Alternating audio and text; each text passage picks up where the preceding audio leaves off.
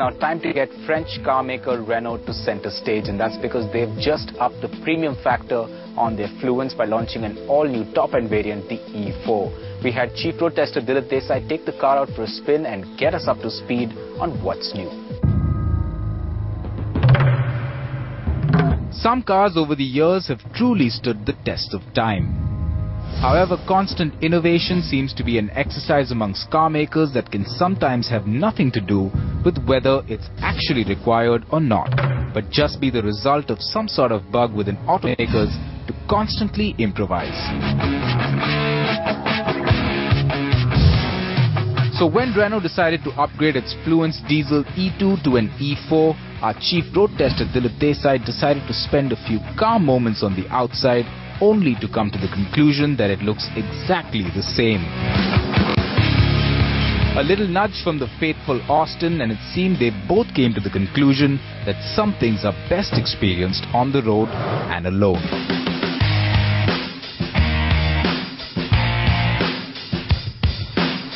Of course, just by looking at it, you'd wonder what's new.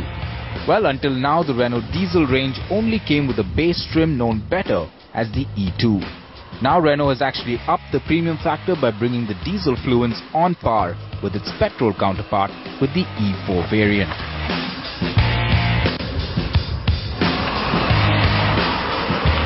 Renault Fluence is a successor to the E2, and this is called E4. The differences between the E2 and E4 are not very great. It's a few features that are added to the basic E2. Mechanically, the car remains the same engine, same suspension, same body shell, everything is same. The features list on the upgraded E4 diesel now mirrors that of the petrol E4. Coming in with cruise control, rain sensing wipers, some additional chrome bits on the exteriors, automatic headlamps, rear parking sensors, as well as electric rear view mirrors on the outside. Inside too, there is now leather upholstery in a cheerful beige shade, USB and Bluetooth audio system, and a dual zone aircon system with rear vents.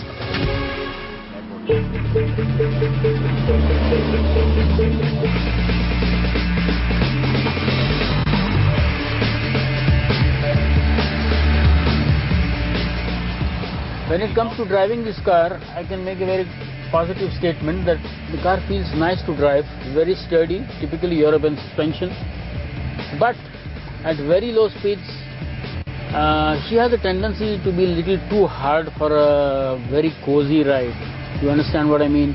Once you travel faster and go through the potholes at fairly high speeds, which are very rampant on Indian roads, the potholes, she behaves very well. There are no issues at all. It's a nice car to drive.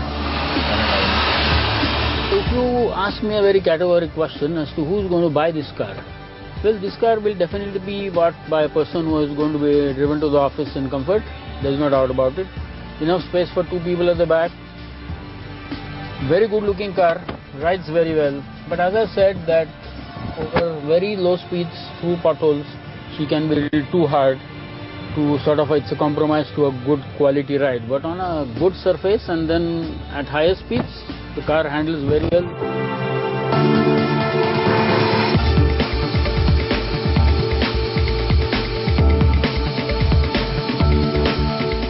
As far as the engine is concerned, this is the 1.5 liter diesel engine and quite fuel efficient. It's not as efficient as they claim to be. I mean, it doesn't give 21 kilometers to a liter. It's capable of going around 16.5 to 17 kilometers to a liter, and that's what your E2 was doing, and that's what this E4 is also doing. There's no doubt about it.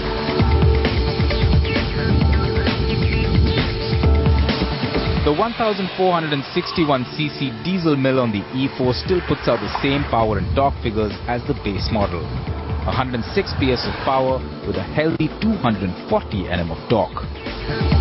However, this new variant is only available in manual transmission with a sticker price ex-Mumbai of 15.12 lakh. The car is typically aimed at the office-going executive, there's no doubt about it. Good looking car, plus excellent boot space, so you can use it as a family car, going over the weekends for a holiday, no issues. The car is comfortable for 4 people, 2 up front and 2 in the rear. There's no question of third person sitting at the back. He can sit at the back, but then he's going to complain that he doesn't have adequate leg space or whatever. The comfort is absent for the third person at the back.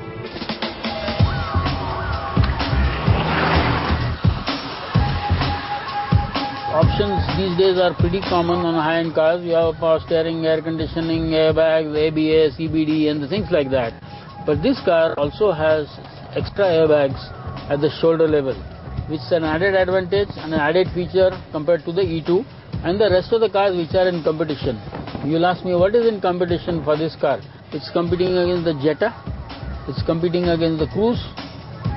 So what does this car has which the Jetta or the Cruise doesn't have? Well, definitely this is a very, very good looking car, there's no doubt about it.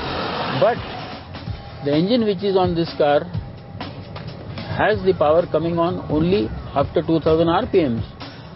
And both in the second gear or the third gear, if you are anywhere below 2000 RPMs, there is no response on the throttle. You have to make sure that you are upwards of 2000 RPMs and then she goes like a rocket. In other words, you have to adapt yourself to drive this car through all the gears, through the traffic. This car, anybody who is going to be chauffeur driven to the office, it's a wonderful car. If you are looking for out and out driver's paradise, then you have to look for something else.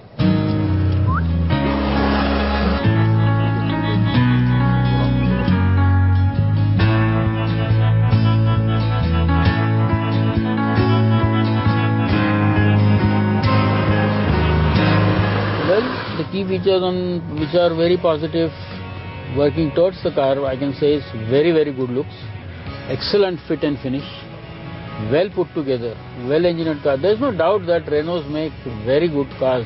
I mean, it's a world-known fact that the Formula One is won on Renault engines. So there is no doubt about the engineering ability of Renault cars. But then again, this particular engine is a little too small for this car. What I feel is a 16 or a 100cc or a 1.8 litre engine would have been really ideal. So you take your choice, what do you want? You want out and out power? Then you have to buy a Volkswagen Jetta, which is coming with a 2 litre TDI engine, or the Chevrolet Cruise. It's a different ballgame altogether. Just to add to that, the Fluence E4 now also comes with a follow me home technology that keeps the headlights on briefly when you reach home, so you can find your way out of the car with ease. But that's hardly a selling point if you've got a trusted aide waiting for you who'd frankly expect a technology of that sort to be a given if you're looking for loyalty and not have it play a role in the overall price increase of the E4. And dogs don't really lie.